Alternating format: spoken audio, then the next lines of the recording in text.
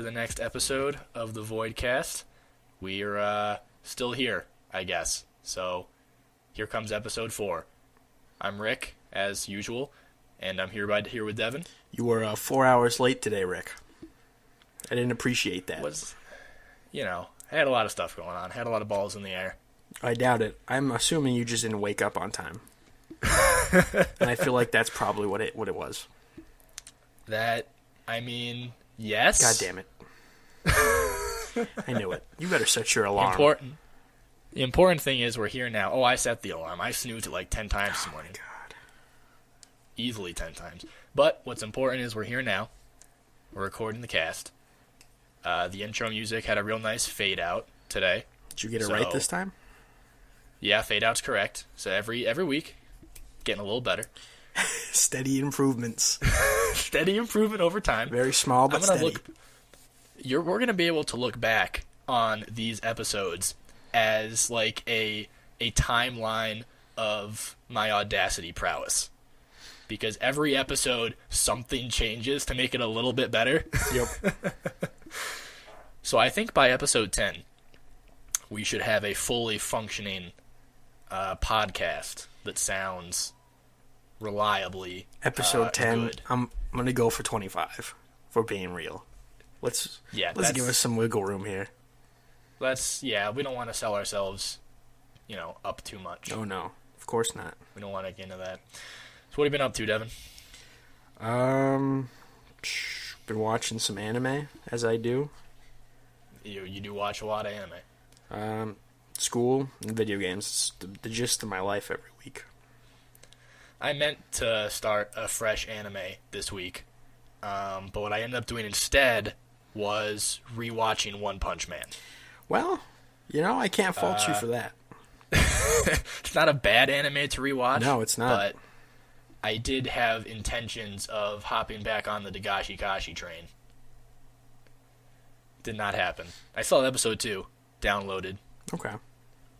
So I'm going to get into that eventually. I can dig it. That's about it for me, though, as well. Just class. 23 credit hours. We're just a couple of goob kids running around, recording themselves recording for our stupid exploits. podcast. Podcast is pretty stupid. But whatever. I've been thinking about our name as well. It doesn't make it. I don't get it either. No, especially the name's bad. Especially, it makes sense if we were doing our dark humor that we do in real life. But I feel like we're not. We're afraid to go down those dark corridors. We're afraid to start talking about the sturdy rope and the weak chair. That one's dicey. I mean, death jokes are fine. Suicide's where it's pushing it on the jokes. I feel like people would get offended. But it is like most of our humor. It is at the moment. We go through phases. Right now. We're big on suicide jokes. Yeah. For a while, life was meaningless. Was really pretty much our answer to everything. Well, it's a natural progression. You go from life is meaningless jokes to suicide jokes. Yeah. I think that's the logical conclusion to life is meaningless jokes. Yeah. So just like our podcast, we follow a progression. I was so mad when I saw the Polygon's new podcast with Nick and Griffin, and how their name is so awesome. Yeah, I know. They were coming up with it on the spot. They were coming up with names better than ours during their own podcast. We can't. That already has a good name, Cool Games Inc. I know, and it's so simple. The Game Boys.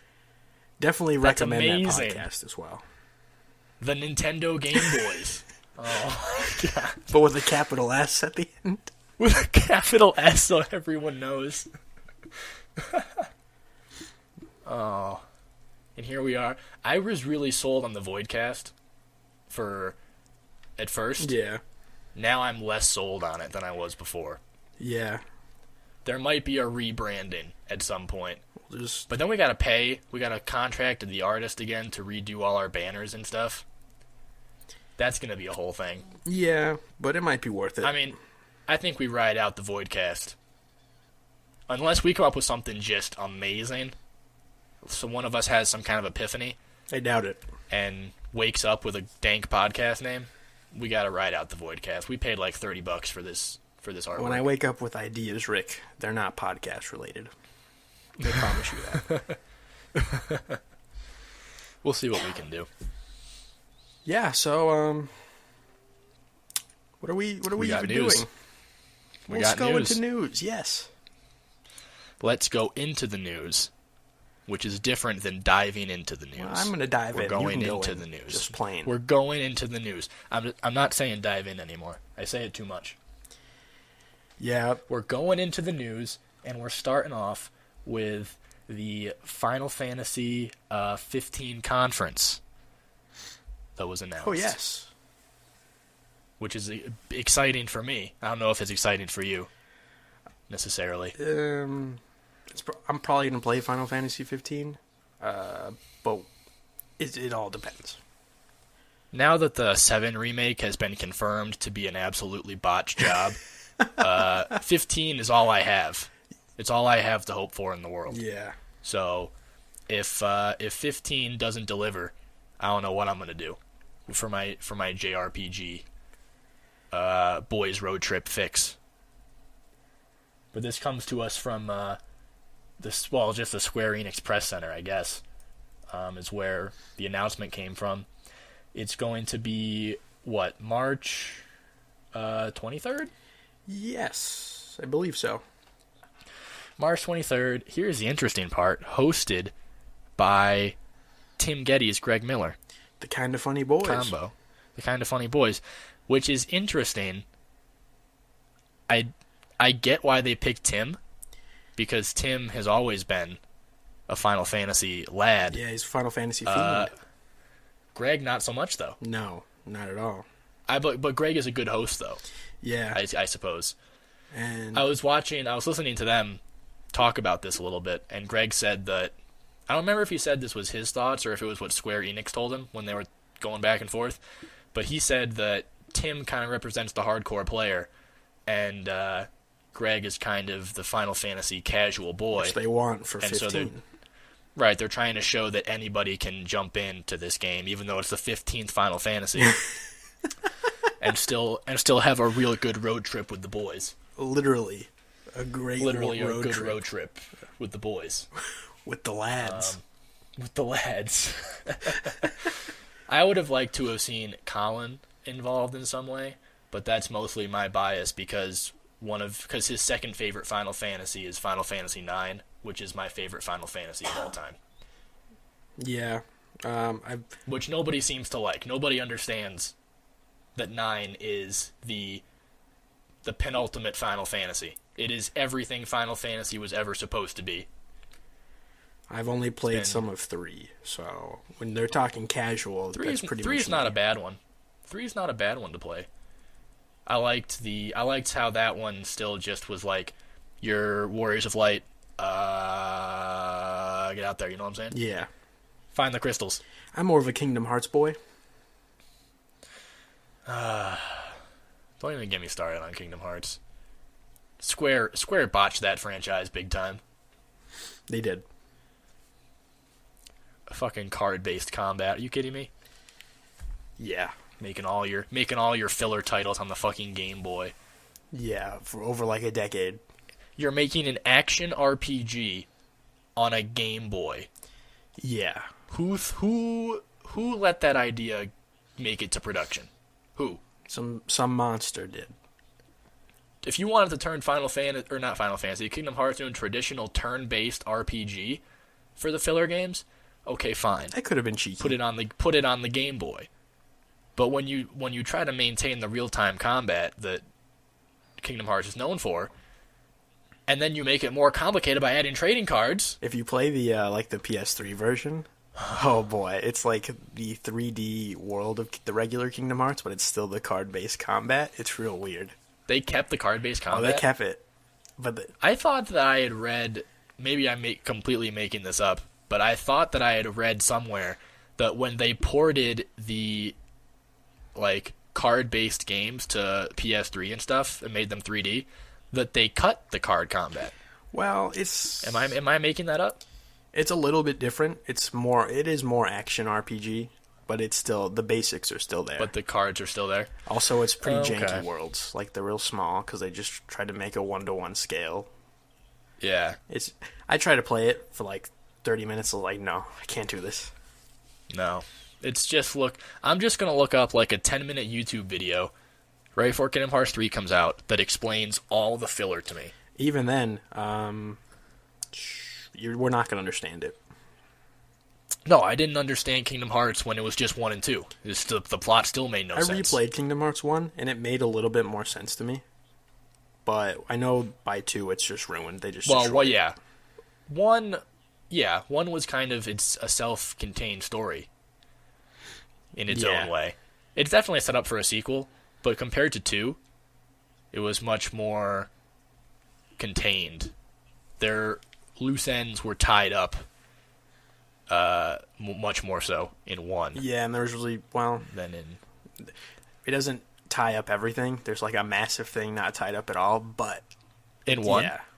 Well, yeah, that's what leads into 2. Yeah, exactly. But it's much better. It's handled better. It's handled better, yeah. I would agree with that. But yeah, so back to Final Fantasy 15. Mm-hmm. This is one I'll probably check out depending when it comes out and stuff. So, but I will watch this conference. I'm excited for this conference. The conference I'm excited for. Did you watch the battle for Niven something that I linked? No. There was a gaff thread. It was combat sequence from like the game. Looks good. Oh, I didn't even notice you linked that. Combat looks damn good. Okay, I'll have to check it out after. Very smooth, very actiony while still maintaining the kind of turn-based type stuff. It's not, it blends it. Yeah. I don't want to say it's Kingdom Hearts combat because it still retains more turn-based stuff than Kingdom Hearts, but it's hidden kind of behind the scenes, so you don't notice it. Yeah, a lot of numbers in the background. What I had seen before from the demo they had released, I liked it, so... Yeah, it's even better now. They've refined it even more. It better be, because the game has been in production for like 10 years. Yeah. Yeah, well, I don't think it was always... No, it's changed in production radically. is 15, though. Yeah, like, wasn't it supposed to be an online No, it was game? Versus 13, which I think was still 13? a single-player game. Oh, okay. I wasn't sure. So it's radically been just remolded. Yeah. But, hopefully, with the conference, this confirms a 2016 release. Hopefully. Hopefully. At this point, I would take early 2017. I'll be honest. I would just want a date. I would prefer 2016. Oh, of course. The sooner the better. I want Kingdom Hearts. Or not Kingdom Hearts. I want Final Fantasy 15. Yeah. But, it's Final Fantasy 15. So who knows if we'll get it in 2016. We might get it in 2026. Well, no, that's when Disc 3 of Final Fantasy 7 Remake comes out. You got a It's point. 2026. So they can't put it out there. Yeah, it's got to come out now or never. Otherwise, they're bogged down in the remake. And Kingdom Hearts 3. All right. Who knows when that's coming? But let's dive into the next news. I'm excited. Stop saying dive in. Oh, boy. We have Bethesda confirmed 2016 E3 conference. Yeah. They're coming back. So I was thinking about this, and what I'm assuming, because it's not going to be Elder Scrolls. Elder Scrolls is years from now. I'm thinking probably Fallout 4 DLC will be shown, probably first. Oh, yeah. I think Doom was supposed to come out spring this year. I don't think it is. So I think they'll give a confirmed date. E3. So you think that'll be that delayed? Doom will be like a fall? No, I think it's a summer game. So I don't know if maybe they don't give a date at E3. They show the last thing. I don't think it's a spring game anymore. I think it's summer. What, you think they're going to show it at E3 and then release it in like August? Well, more of like here's a last little glimpse before it's going to come out for sure this date. Mm-hmm. Because spring is upon us, Rick, and there is no release date on it. It just says spring. Yeah, it's almost confirmed to be getting pushed back. And I don't think Doom has a big enough following. I mean, it does, but I don't think this one is ready to appeal to everyone until it comes out and they know it's going to be good, Right. to be a big fall hitter. Yeah, that's like true. when you talk about Mass Effect, we know what we want in Mass Effect. Doom has been a long time in the coming. Doom 3, people who played that, this is going to be different for them. So, Let's hope so. yeah. Let's hope it's different than Doom 3. So I'm excited, but My I can't God. confirm that it's like something I would buy day one. Type of thing. Whereas Mass Effect, I am excited. I am going to buy it day one, unless it turns out it's Is pure Mass garbage. Effect 2016? It's going to be 2016 fall window to spring 2017. It's going to be somewhere in there. Ooh. They've confirmed. Well, let's hope. Let's hope for 2016. Oh yeah, if it's a fall 2016 game, whoo baby, That'll be a good fall. it's going to be a real good That'll fall. make it, that game alone will make it a good fall. Yeah, especially if they learn from the Dragon Age Inquisition mistakes they made. There were some things about that game that were a little faulty. Yeah, we're not sure if they did, We're not. but we can hope. Yeah, BioWare, in my opinion, has not made a good game in quite some time. they've been faltering. But so yeah, and then Dishonored 2 will be shown off. I think that's a 2017 game. It's got to be 2017. Yeah, Um, they didn't show us. We had nothing but a teaser trailer Yeah, and so far. and then last So that's got to be thing, 2017. I think probably Machine Games, whatever they're working on, if it is the next Wolfenstein, might be teased. Mm-hmm. And that's probably what I think that conference is about. Yep. Pretty, Yeah, no Elder safe. Scrolls means that I'm not yeah. incredibly invested. No. But Elder Scrolls, that is a 2020 game. yeah, I think easily. So, but yeah, it should be fun. It was fun last year. We'll see how it goes. Yeah. All right. Next up, we got some odd Windows Store games showing up. This comes to us from Gaff Thread, and pretty much the thread is saying that there's a game called Young Conquer with a ESRB rating, T for teen, showing up in their game section. There's a game called Fragments, which is rated M, which people are saying might be related to Quantum Break. And there is something called Hollow Studio, which is an app. Maybe, I'm not sure what Hollow Studio would be for. Is HoloLens Microsoft? It is. Maybe a HoloLens thing? Probably. But you have to look though. These things can't be too far down the pipe, right? They have ESRB ratings on them. Yeah, they can't be. That's As tough. far as them being fake goes, right? Like they wouldn't have ratings. No. You know. They would not. Also, as of right now, they have all been taken down. Now, what was Conquer rated for on the 64? Was that M?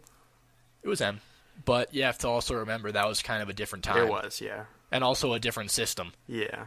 I think Conquer today would very easily be a T game. Okay. Because technically there was not a ton of swearing. All the really bad swear words were bleeped out. Okay. Even in the original game, Live and Reloaded, the Xbox remake did a lot of weird switching around with the censoring, and I don't know, that was not a good game. But Then yeah, for a modern Conquer, T would make sense. for a modern Conquer, I think they can get away with most of the jokes that they told. Yeah. And maintain the T rating, because it was on, first off, a Nintendo console. Oh yeah. It was marketed as a platformer made by Rare, who have been known to make collectathon platformers that are generally kid-friendly. Yeah. So I think the M rating at that time was more of a, we have to make absolutely sure that parents don't accidentally buy this game for their kids. That's true.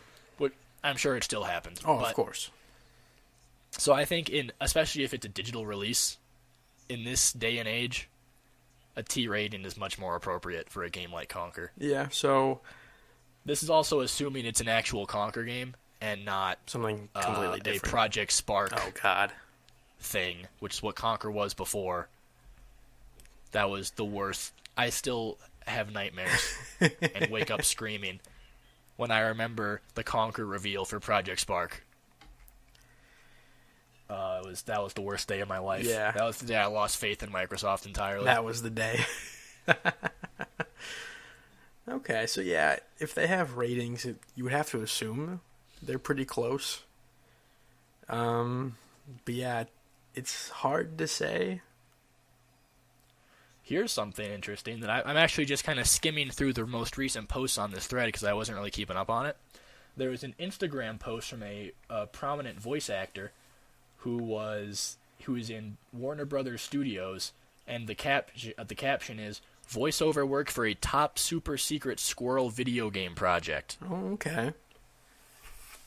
So the Conquer thing almost assuredly is true, not fake. The question is, what is it going to be?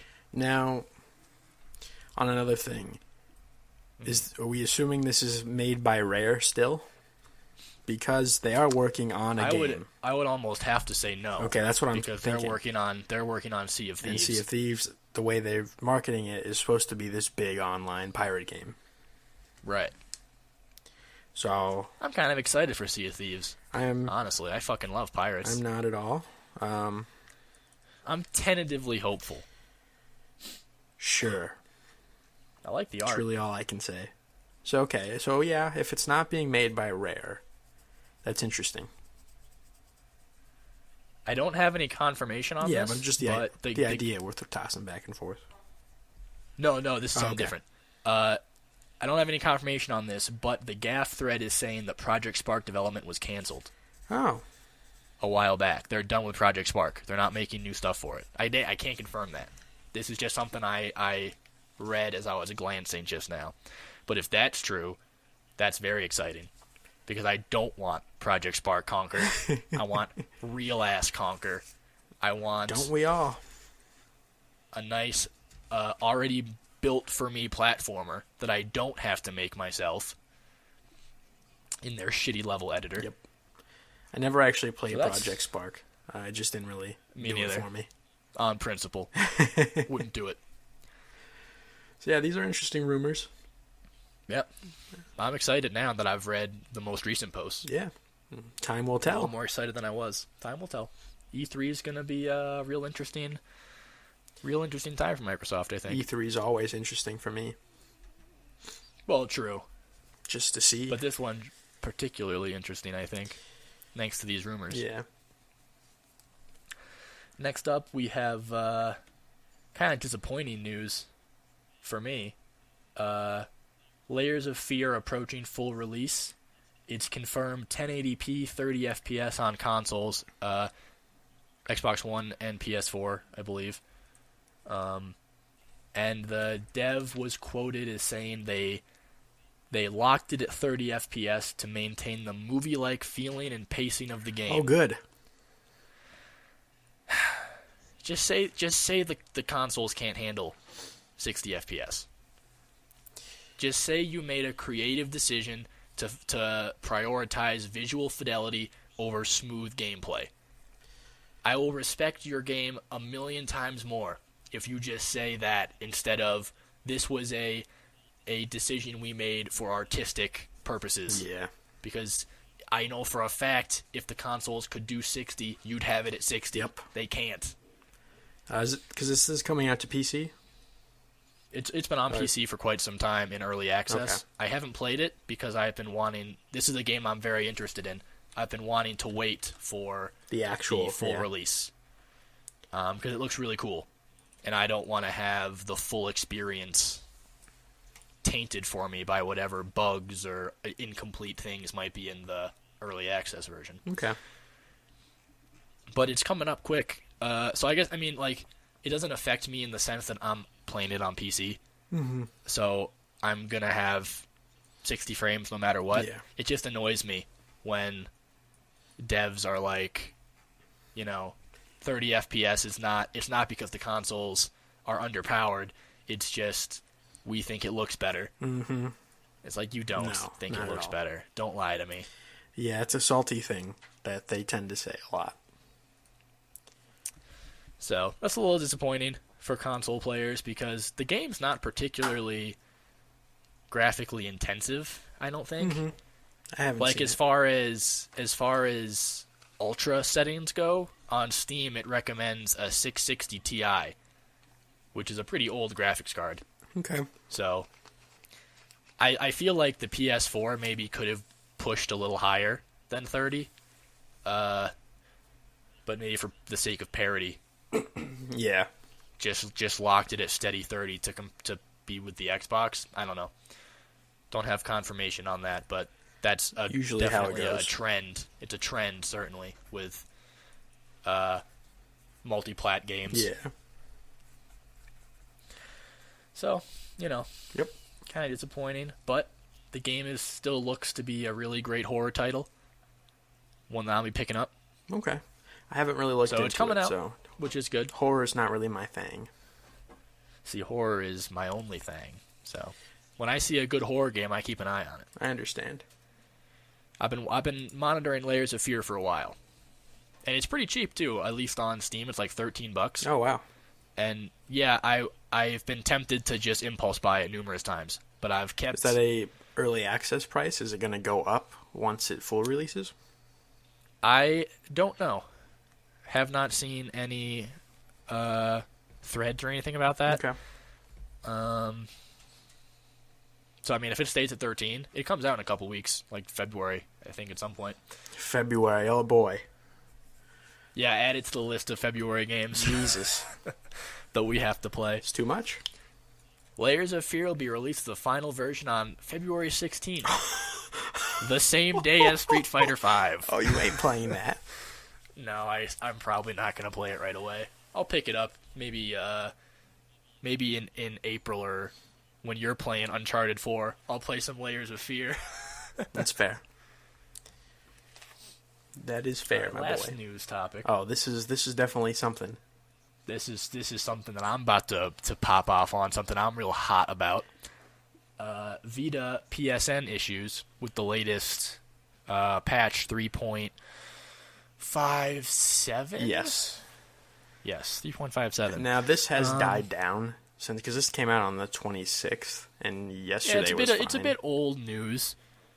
It's a bit of old news, but it's something that still is affecting a lot of people. Yeah. Something that affected me for quite some time. Yeah. Still is affecting me, I will say.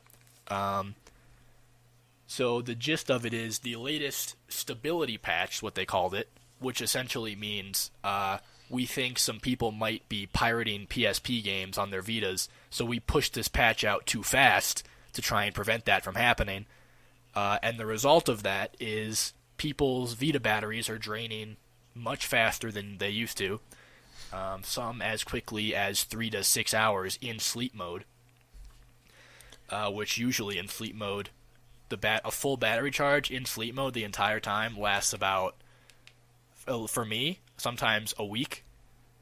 Yeah, sometimes I forget I've left my Vita in sleep mode. And then you pop it open and it still has some I'm battery. like, oh god, this has been on all this time?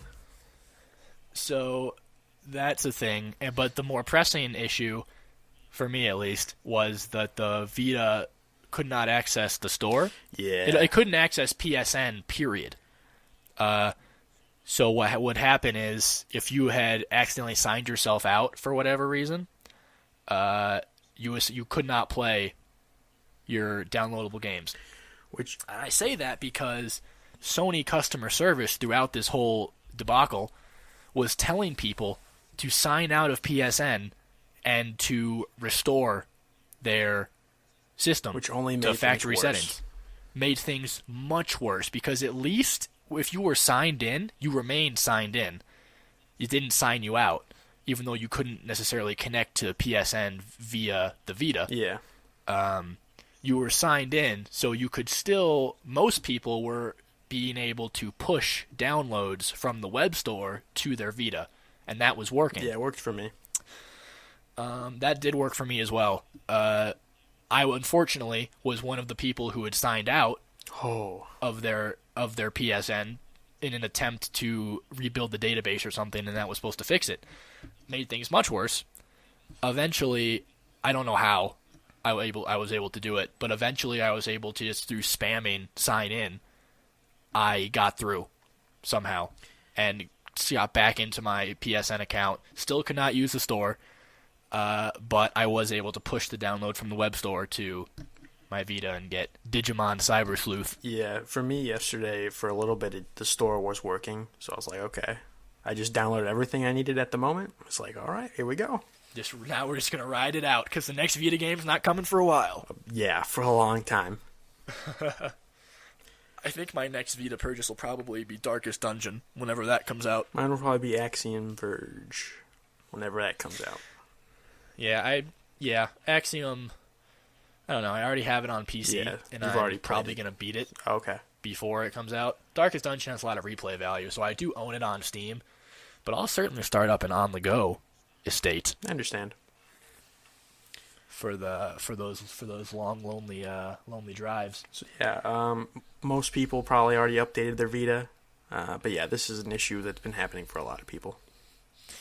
Yep. Hopefully it gets fixed.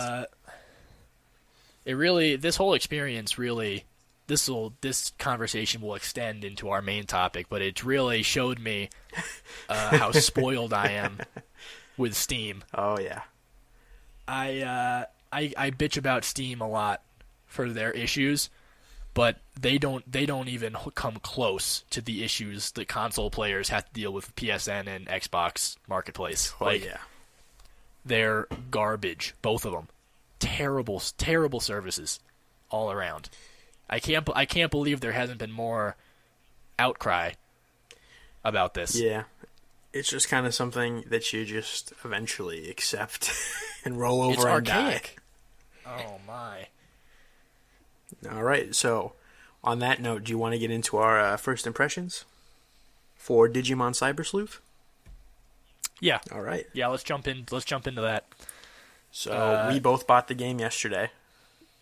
Yes, that's where the whole Vita PSN thing came from. On my note, I was about ready to jump ship and just buy it on the PS4 because I wanted the game. But I was like, I need to support my Vita and go through these troubled times. Luckily, the store worked for a split second, so it worked out. So, Rick, how are you feeling about the game? Oh, I fucking love it. Yes, as best said by McDonald's, but I'm loving it. I'm fucking loving it, dude. Holy shit, it's a good game. It's a good fucking game. Yeah, it's really good. So I was concerned, and I talked to you about this yesterday, about how they were going to handle certain things. Because, like, I don't want this to feel just like Pokemon, because it's a similar type of game and you capture your Digimon, you capture your Pokemon, similar. And they managed to keep true to what is Digimon and create their own systems for how you get new Digimon, how you Digivolve them and stuff. And I'm very pleased with this game. Very pleased. Yeah, it's very complicated. It is, yeah. A lot of the stuff, which is, but not like in a bad way necessarily. No. I do wish that they. So you know how when you Digivolve, you have all the different things you can Digivolve into. Yeah. And they're all grayed out unless you've seen them before. Yeah. I don't like that. I wish that they would at least show me a picture of which one is the canon Digi-evolution. Yeah, that's the thing for me. I would like to know which one is the normal form, and I kind of look at the outlines like that one. I know what it looks like, so it makes sense. Yeah. If you have Agumon, though, it's dicey because one of the forms is Geo-Greymon, which is not the same as the normal Greymon. It's right. Their pictures are almost the same. I have found that the canon Digi-evolutions almost always require the CAM percentage or CAD percentage, whatever it is. That's another feature a lot of times that I really liked about the game. Because I was like, because in your party, the Digimon automatically level up even if they're not being used. Right. So I'm like, so how do you balance just farming those ones in the back scenes and just Digivolving them? And it's the CAM, which is essentially your friendship. CAM. If you want to Digivolve to those canon forms, you need to have friendships with your Digimon by using them. In battle, or you can also do it in the Digifarm. Yeah. I love the Digifarm. Oh, I do too. I feel like there is. I haven't found it yet. I'm hoping there is a type of food that increases cam faster than the hunk of meat that you get in the beginning. Yeah. Because that's only 1% at a time. And like Agumon, to go to Greymon, needs 50% cam. So it's like, that's slow going if you're using the meat. I made the mistake of just having my Agumon turn into, or not, Agumon's preform turn into a Gilmon. Because I'm like, I wanted Gilmon. And then I went back to get an Agumon. I'm like, oh my god, if I should have used Agumon first so I get the Greymon faster. Because Gilmon, I don't think needed as much cam to get to his next form. No, he doesn't. Needs much less. Yeah, so I was like, I did this in the wrong order. Now, right, because that all ties back to the canon Digi-evolutions being highlighted. I fucking love Renamon. Love Which Renamon. one's Renamon? One of my favorite. The yellow fox, really suave looking one. She's like one of my favorite Digimon in the whole series, and I was really stoked to get her next form. Mm-hmm. Picked the wrong form. Ooh. Got some shitty. I don't even know. Oh, I remember. I accidentally digivolved it to a. What's the one Bakuman's digivolve? The wolf looking guy. Ooh, yeah. Garurumon. Garurumon. I did him on accident. I already had the black. Yeah. Version of him, so I didn't. So I de-digivolved back to Renamon. Renamon. It's the third one on the list, bud. Back to level 1. Third one on the list? Yeah. Is the next evolved form of Renamon? Yeah. Because I evolved Renamon. Okay. Did you? Yeah. How does it look cool? Oh, yeah. She got like 9 tails, right? Yeah. Yeah. That's the one I want. Renamon is actually the leader of my Digifarm at the moment. Just kind of. She's so strong. I know. Her gale, her plant powers. Ooh, boy. Yeah, but I'm one of those suckers who's like, oh, the face Digimon of each generation. Gotta hoard them all into one team. Yeah, I know. I'm still using, is it like Gatomon? The Digivolved, the canon Digi-evolution of Terriermon. Terriermon sucks. Terriermon's garbage. Does not do very much damage. All three of those beginning Digimon, your 3 starters are what they are all garbage. But he's wearing blue jeans and has machine guns for hands. How am I not gonna use him? Smart. He has a move called Dum Dum Uppercut. And he doesn't have a shirt. He just wears blue jeans. He just not wears shoes blue or jeans. anything. Just blue jeans. Oh God. I love him.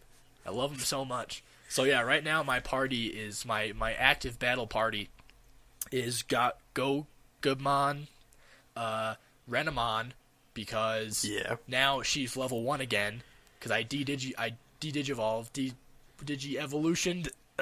De-digivolved, I think, is the well. Is that the term? Yeah, let's go with it. I'm not even sure.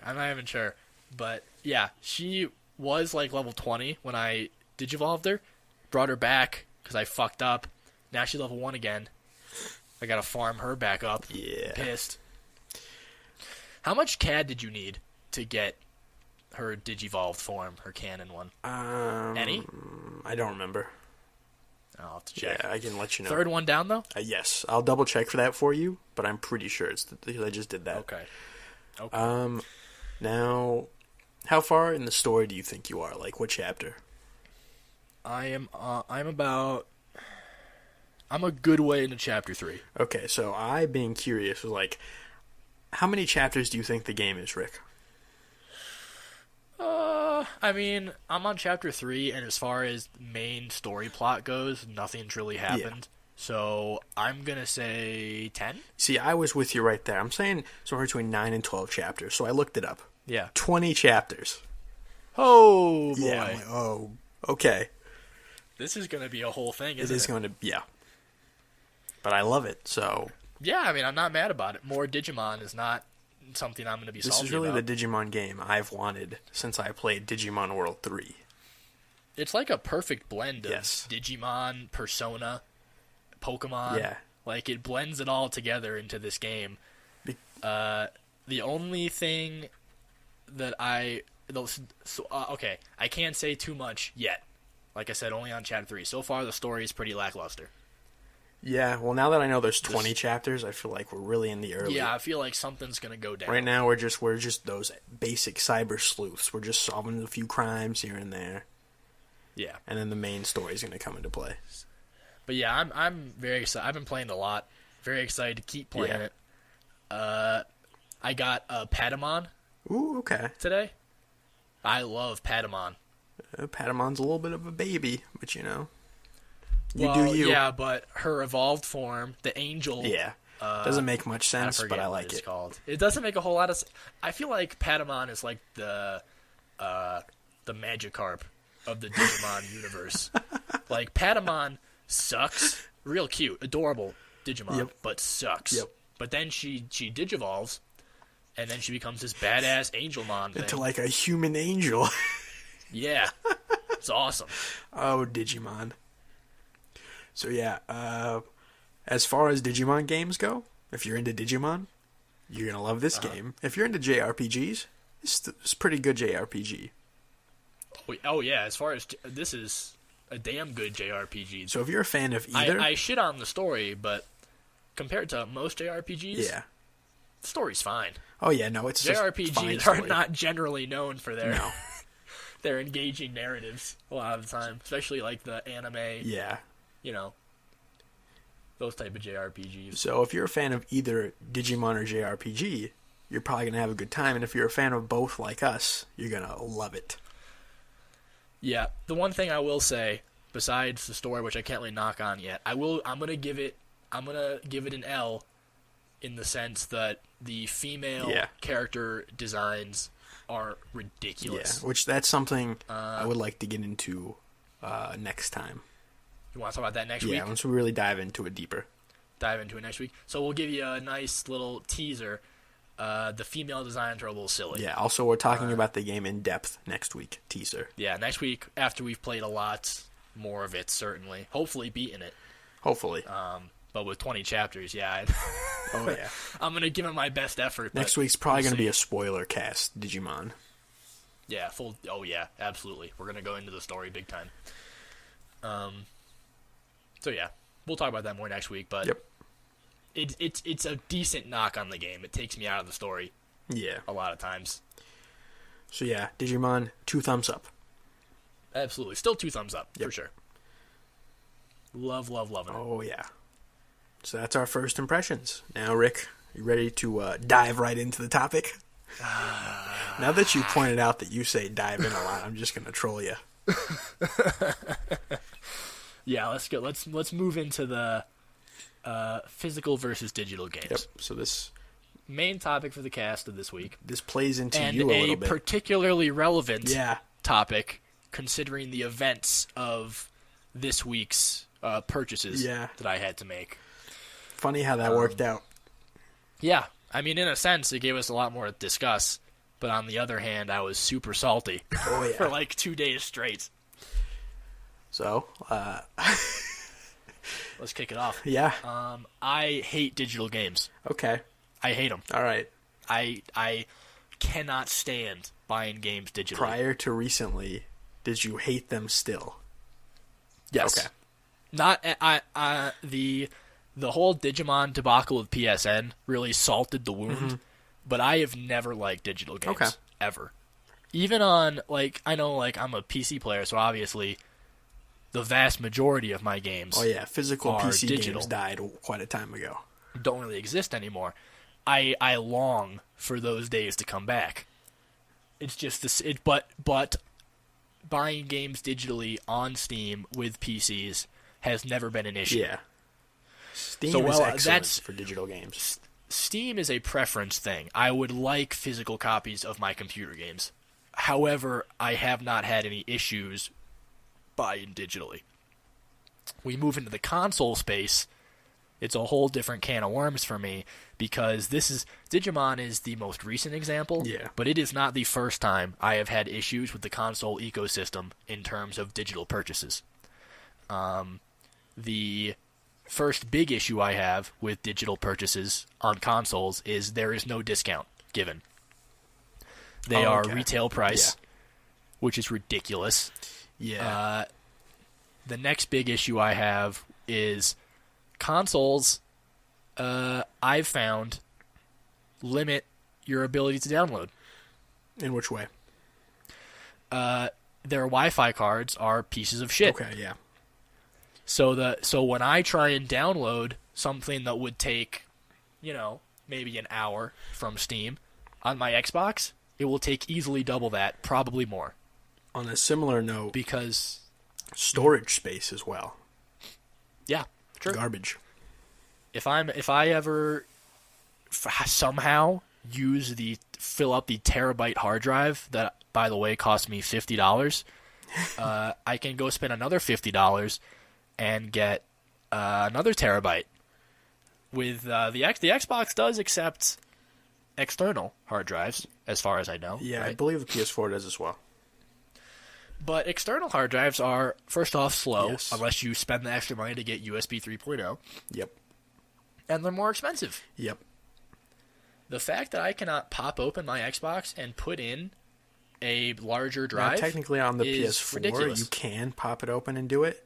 It's just kind of a hassle. But you can easily swap it out. Not easily, but you can. Is the PS4 hard drive standard size? Yes. Standard. Well, let's see. Okay, so it's a standard drive size. I don't know much about. I know if you buy an external, you can open it up, swap it for the one in the PS4, and use that PS4 hard drive as your new external. So I don't know how sizes are in comparison, but it's kind of a pain in the butt to do. That's interesting. And doesn't it also void any kind of warranty? Yeah, I'm assuming so. Once you pop it open. See, I don't like Yeah. that. I mean, not that Sony's or Microsoft's warranty services are particularly good. Anyways, I've heard many horror stories. Back in the about 360 days, my Red Ring of Death was replaced. So, but didn't it take about 6 weeks? it did. 6 weeks where I considered my life and what I was going to do. Was I just going to end it now? Could I survive? Luckily, I made it to talk today on this podcast of garbage. On this cast about your experiences. Yep. Okay. Personally, on digital games, I prefer physical games. But on the other end, my Vita I prefer digital games, so I can just lump them all in and just play everything on the go. Oh, see, I'm very much the opposite when it comes. The Vita, I have passed up on games because there was no physical copy. I bought Cyber Sleuth digital because it's Cyber Sleuth, and I needed it. Yeah. Also, if the physical copy, you couldn't get the DLC. So. Right. It didn't matter as much to me, honestly. If it weren't for the fact that it would have taken a month to get here, Yeah. I would have imported it from Asia. Well, see, Cyber Sleuth, they added 2 Digimon, like actual Digimon, and one of them is from the Digimon movie from like 2000. Wait, really? Yeah. And I'm excited. Like, do they just give them to you? Or No, do you have to digivolve to them? You have to digivolve to them, but they're now available into the game that they weren't before. Oh, I thought the DLC was just that starter kit of items. No, and then there's also the 2 Black Agumon. full Digimon. Well, like the fucking 4 Agumon they give you. The Thai Agumon, the protagonist Yeah. Agumon, the female protagonist Agumon. Like, I didn't know what to do with all those Agumon. I didn't even want an Agumon to begin with. I'm a Bakumon kind of guy. Yeah. So I just fucking have all these Agumon now that I don't really know what to do with. Besides Vita, pure digital, especially when we get into like Nintendo territory, you cannot trust their digital games because they are not locked to your account. Right. They're like, they have a real weird thing. I made some poor decisions with my 3DS. I have a lot of digital games. I made those same and decisions. I'm afraid to upgrade because I kind of wanted a new 3DS. Yeah. Now that they have the regular size coming out, but I'm like, yeah, there's a way to transfer them, but Sketchy. it's just, I don't know. Nintendo is so archaic. Yeah, they're even worse. It's when not having an account bound, way to have your a license to your game. Yeah. So that you can re-download it on a new system is just that's a whole nother topic, quite frankly. Oh yeah. But it's just I think especially console wise, there is no reason to go digital. Zero. I see no reason to do it for a home console. Yeah, I do it purely for sales, because PSN sales can be pretty juicy. Not Steam level, but they're pretty solid. So I have a good digital library because of sales. But I do prefer physical. Yeah. Now, I did want to ask you about limited editions. Now, obviously, that is a physical thing, and I'm real big about limited editions. But I have noticed I own quite a few limited editions. I'm like, oh, physical copy, perfect. It's a special one, perfect. And I realized I just open up my limited edition, grab the game, close it back up, and then play it. Don't even use those extras, because I like to keep it like, oh, I have this thing, and it's not ruined. Right. Just something I wanted to bring up real fast. I like limited editions. I think a lot of times they're very overpriced. They are. For what they give you. Oh, yeah. Especially when they went through that phase where everything had to have a statue in it. Yeah, the statues. They were not even good quality statues either. No. I think Dom has one of the statues, and they're not... For one of the Halo games, he has a statue for it. Probably, yeah. They're not very well designed. I have the SWTOR one. It's nice. It's solid. Is it worth what I paid for it? Probably not.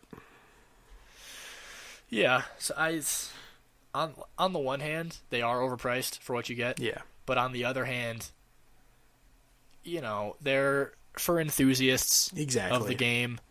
They're completely optional. Yeah. I think a case where maybe a limited edition gives you the best guns in the game, like I think Battlefield. One of the Battlefields did that, where if you bought the limited edition, you got like the level 50 guns unlocked from day one. Okay, yeah. And that's bad. But I think the idea of putting collectibles inside of a limited edition package, like the Life is Strange limited edition, gave you the soundtrack, which is awesome. Yeah, and then the art book. Art book, which is great. Stuff like that. I like that. I do too. That's why I buy them. I'm into that. I bought the Trails of Cold Steel limited edition. Did I. Dank art book, cool steel book, or not steel book, just like a little. It's cardboard, I think. Yeah, but it has room for the second game to fit in there later. Right, to fit inside of it, which is neat. I got a cool little pin. Oh yeah. So I think I left that pin at home. I meant to bring it up to school with me so I could attach it to my backpack along with my Philia keychain. Oh, from Skullgirls. And just let everyone know right out of the gate what I'm all about. I'm all about that weeb stuff. Everyone Ladies. who sees me. Disclaimer. Yep. If you try and talk to me, I'm a fucking weeb. Oh, boy. So, now another thing to bring up. So, with digital games, it's all licensing. And technically, those licenses can expire. And so, an example of something that happened recently would be the Kojima PT one. They pulled the license, so you had to download the game before then, and that now your console is the only way, if you have it, to play that game. Right. I will say, for Steam, I'll disclaimer. I have not read their entire terms of service. Probably because it's like 1,000 pages. Yeah, but I have read excerpts from it from people who took the time for some reason to read the whole thing, and there is a clause in Steam's terms of service, as far as I understand it, that says that if Steam was no longer able to host these games, you would have a certain amount of time to go in and download them to a hard drive, which you normally can't do with Steam games. Yeah. At least in the sense that you download them to the hard drive, but Steam still has to check. Yeah. You know what I'm saying? Which for PC games is nice. For a console game, it's a little dicier. PC's more convenient. That's what I'm saying, right? PC, I feel very safe and confident in that if Steam ever went down, which it won't, but if it ever did, I have the ability to get my games no matter what. Yeah. Nintendo, you're shit out of luck, bud. Oh, boy. Shit out of luck. So on the opposite ends of those licenses, though, I've realized nowadays physical games, which that disc isn't the full game. So you're still dependent on the servers, you being able to connect to the server to grab those updates, which is going to be dicey once we get 10 years from now. Yeah, that's true. I do think though. What do you mean, like in the context of multiplayer? No, like situations? so back in the day, PS2, everything was on the disc because they couldn't give you an update. Sure. So if there was a problem, it was there forever. Nowadays, people ship their games without everything on there, and they do those really big patches at day one patches. If you can't access those patches, you now have a physical game that is not the full, complete game. So you're saying like 10 years from now, if somebody buys an Xbox One and a copy of, I don't know Sunset what Overdrive. Day One patch. Sunset Overdrive. I don't know if they had a Day One patch, but let's just say they did. Just go to game. You don't have a way to get that patch. Exactly. So you're playing really a pre-release version of the game. Yeah, and so it's like nowadays we still rely on digital in some way, even on the physical level. Right, which is not something I like. No, I don't either. I'll say that. I'm tired of the day one patches that are so big. I understand you ship the game as you intended and you realize, oh, we did miss a few things. But if you ship the game knowing it's not complete, that's a whole nother story. I don't like it. Yeah, the day one patch was meant to be kind of a, oh crap, we didn't anticipate this problem. Yeah. Let's hop in, send out a couple megabyte update that clears up these small issues. Yeah, because a million things can go wrong in a game. What it's become is we'll put out a day one patch, or even a week one patch. Who cares if these things don't really work fully? It's a cushion so they can hit those release dates.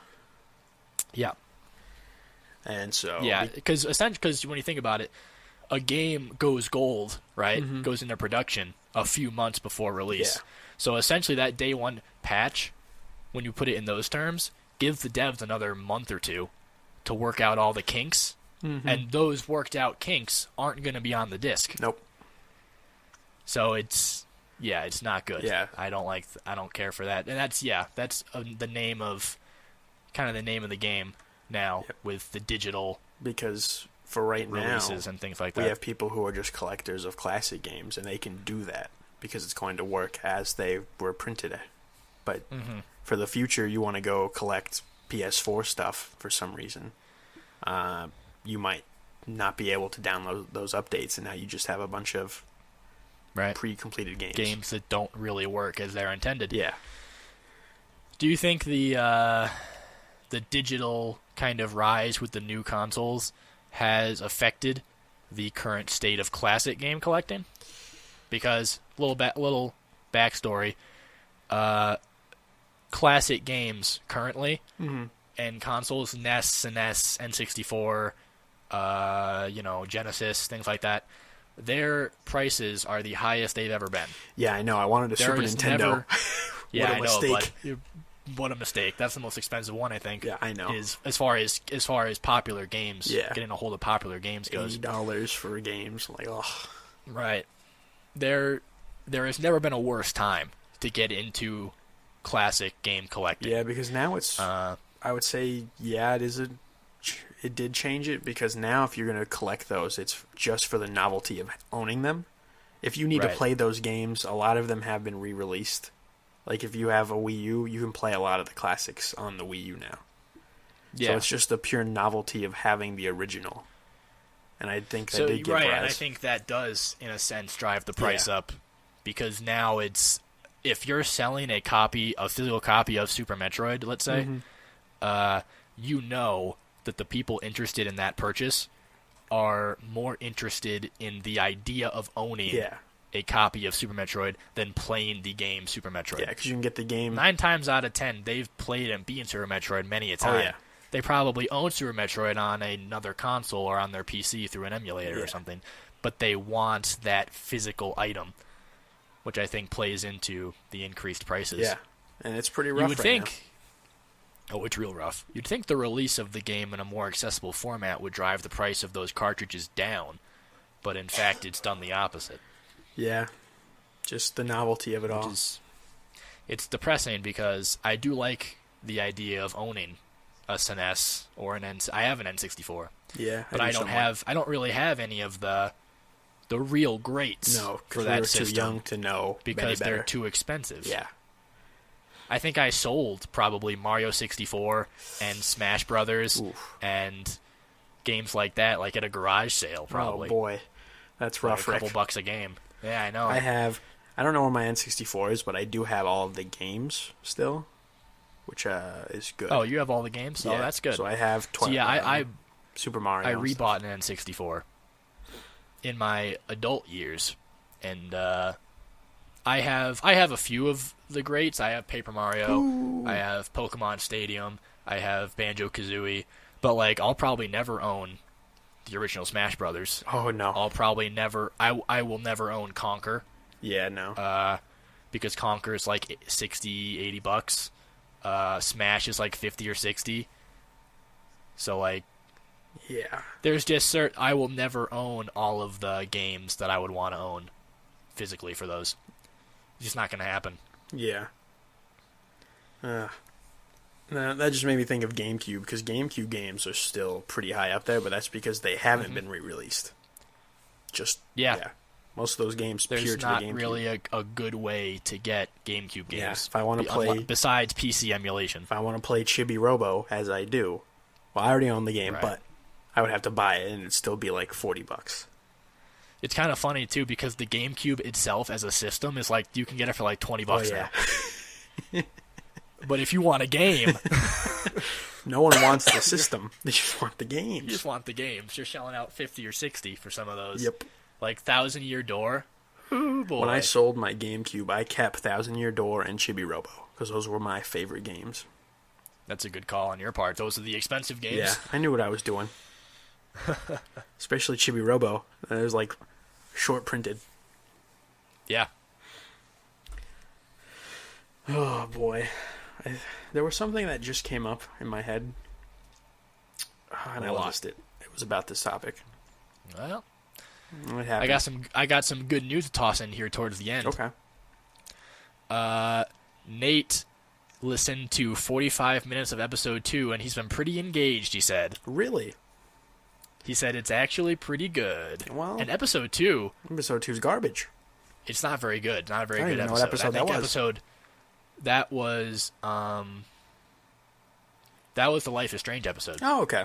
Because episode 3 was early access, and now we're doing episode 4 right now. Now, I know what I was thinking about. Wasn't the topic. We haven't actually advertised any of our episodes yet.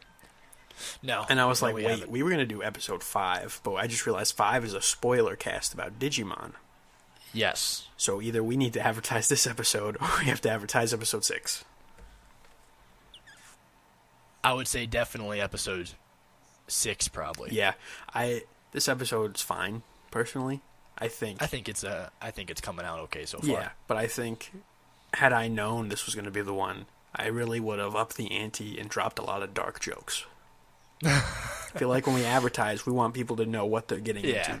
Right, what they're getting into. For sure. So that'll be episode 6. Okay. We'll really turn it up.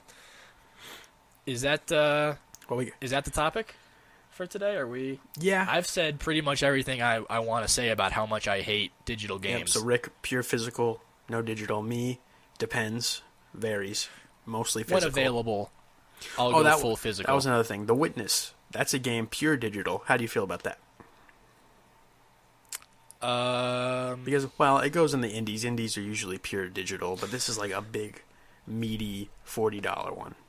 Well, just as I would say about any Steam game, I would buy it physical if the option was available to me. Okay. I am someone who would pay more money for more money for a physical version of the game.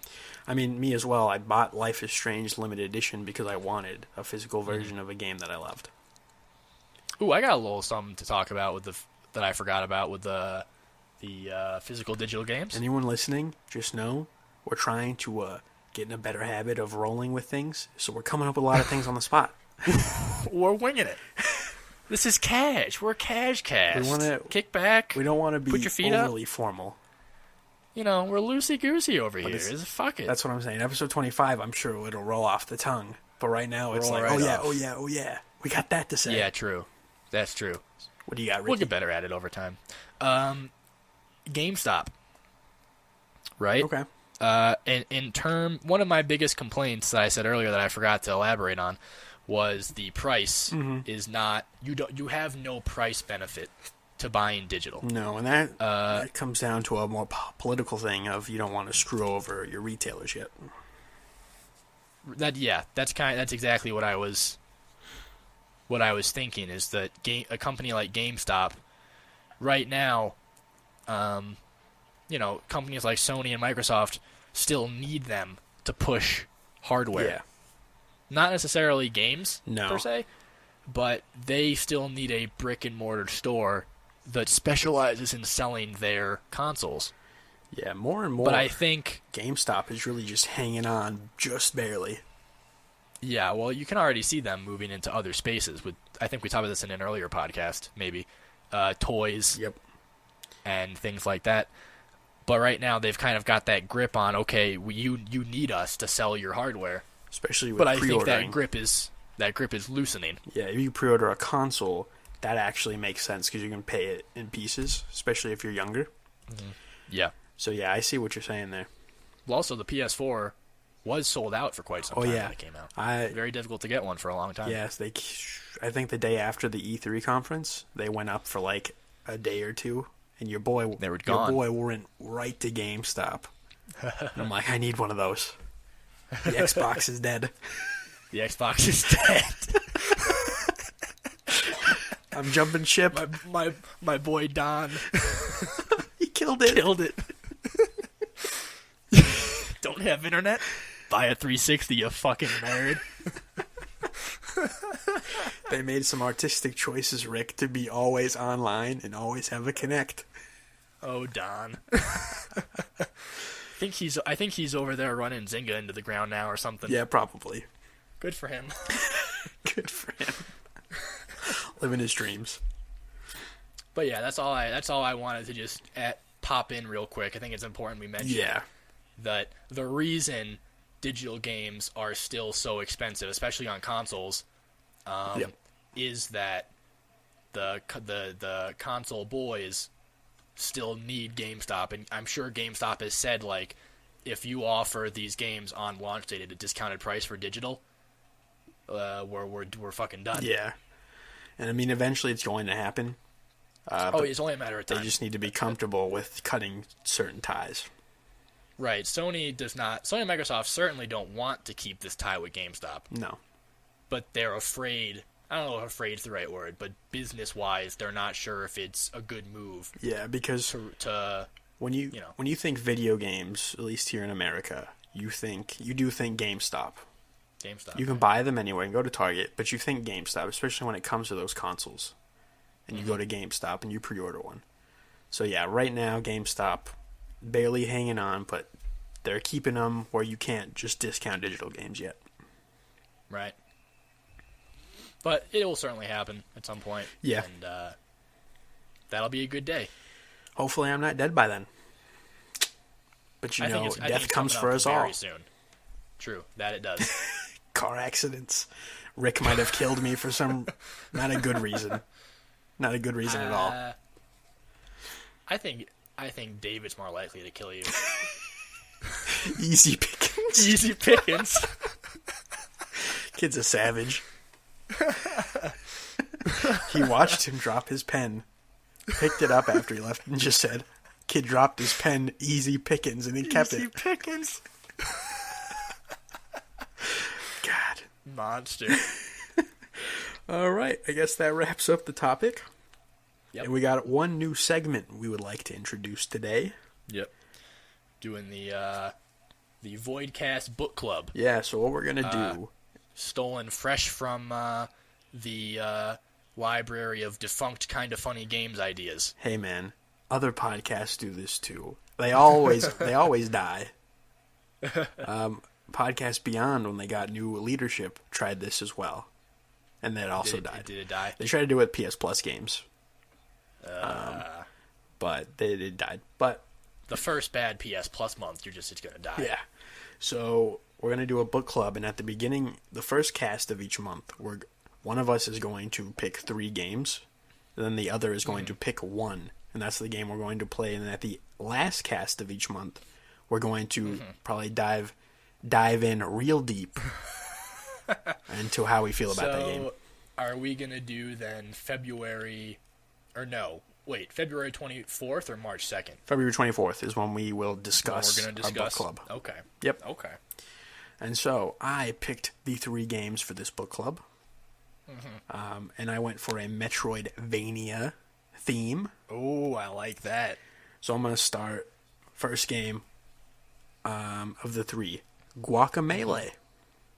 Okay. More of a modern Metroidvania game. Yep. I've played a little bit of it and I liked it, so I figured I'd pop this in there. It was either this or the epic, what's the game? Shadow Complex. Yep. But to get Shadow Complex on the PC is a real pain in the butt. So True. That's where I'd be getting it. yeah. And then so next game, Castlevania Symphony of the Night, one of the classic Metroidvania games. One of the best. Yes. Certainly. I already own it on my Vita, so I'm like, well, I don't have to buy anything. yeah. And then last but not least, Super Metroid. It's a classic. So those are the 3 games for the book club, Rick, and then you get to pick one. Oh boy. Okay. I think it's got to be Super Metroid. Okay, go with the true classic. It's a true classic, and it'll also cost me the least amount of money to procure. So there's that as well. It's the only one that costs me money. That's okay. So I haven't played it. But yeah, Super Metroid, I've never played it, but anybody who has dug through the dredges of the internet and found episode 0 of this podcast knows Ori and the Blind Forest was my game of 2015. Yeah. And Axiom Verge was not far behind. I fucking love Metroidvanias, and I have never played what is supposedly the the penultimate Metroidvania, the true Metroidvania. Yeah. So I figured. So I think this is the one to do, Super Metroid. That was the one I was hoping you would pick. Yeah. It was either that or Castlevania. Guacamelee is still a fine pick, but I haven't played any of. I haven't played the 2 true Metroidvania games. So. And then as a side note, as Rick said, he had Ori and the Blind Forest and Axiom Verge. He played both of them already. So I didn't want to include those, even though they fit the genre. I haven't played them, but he just played them. So I think even if you did put those in, still for the sake of your experience, yeah. I still would pick Super Metroid, because I think I'll find a way to squeeze Ori into a later book club. Yeah. I'll find some kind of way to do it. And then I'll put 2 really shitty games along with it, so to force you to pick it. You're messed up, bud. And then that way, you're gonna play Ori one way or the other. I'm gonna see a pattern. It's really you picking a game and then picking 2 filler games, and then seeing if I have it in me to pick the filler just to spite you. Call my bluff. Yes, I will play a Hannah Montana. The true Metroidvania title. You're a monster, kid. So yeah, we'll like we said, we haven't advertised the cast yet, so we'll be bringing this up probably every week at the end until. Yep. Just a short little reminder. Yeah. But we'll be playing at the end of February. Discussing it at the end of February. Fair enough. And so I think that wraps it up. Yeah, I think episode 4 is in the books here. Yes, thank God. It's over. Thank God. It's finally over. I think this one went pretty good. It was solid. It was solid. I still have some complaints. We'll work on it. Oh, of course. This has been, as always, the Voidcast. Thank you for listening, and we will see you next Wednesday. Good luck. That's all I can say with life. See you next Wednesday.